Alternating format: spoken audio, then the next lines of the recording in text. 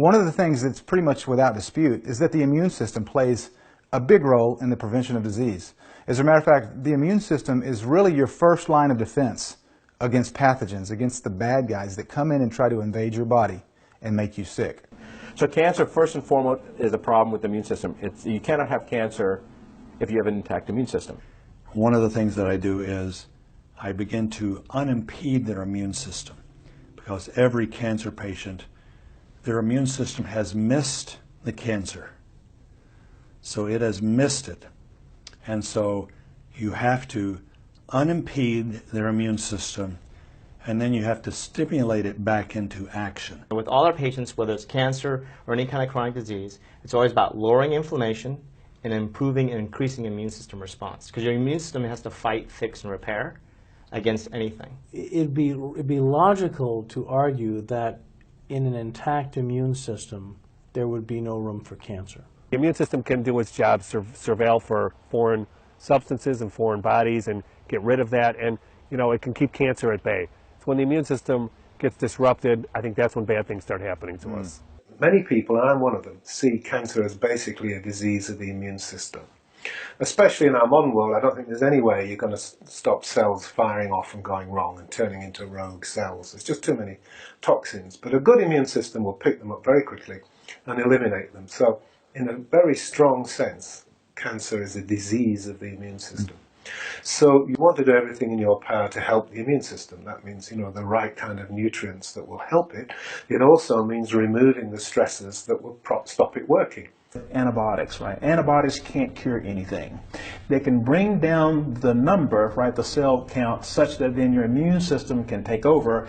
But it's your immune system that does the curing. We have to understand that the thing that cures cancer is your immune system. See, what most people don't realize is all of us have cancer cells. We're all developing them every single day.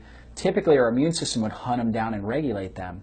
However, when we've got immune deficiencies, which is another problem with sugar, it weakens our body's innate immune system.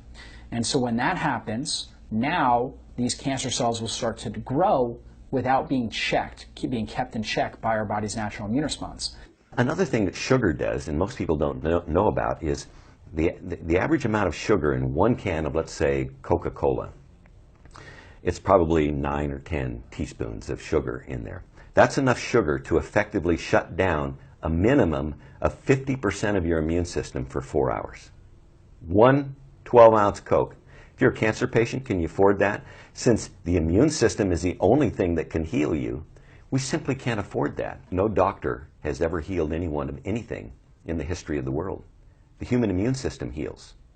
And that's the only thing that heals. To overcome cancer, to stop it before it begins, or to reverse it once you've contracted it, I'm pretty much convinced the immune system is going to have to be a major player.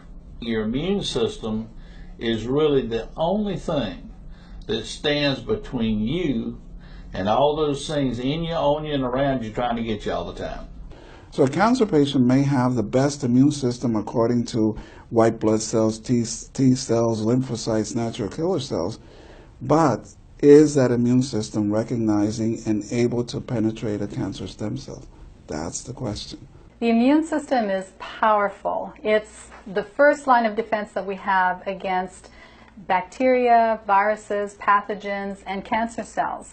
And what a lot of people don't realize is that the immune system is powerful. It has over hundreds of functions in the body, and there are billions of immune cells at your disposal every day. Without nutrition, you're fighting with no weapons. Without your immune system, you're fighting with no army. So a lot of times you can give chemotherapy, the tumor goes away, but you also destroy the immune system, then the cancer comes back with a vengeance. That's how you get rid of cancer, through your immune system, through systems that are already within you that have failed. So what we have to do is get them to work again. And that difference has made a tremendous difference in the results. And there's so many things that go wrong. It's amazing that we survive it all, but that's a testament to the Creator, that we've been created to withstand so much assault. But we have a limit. And that limit, of course, is when the toxins overwhelm our ability to deal with them, the accumulation can no longer be held in check.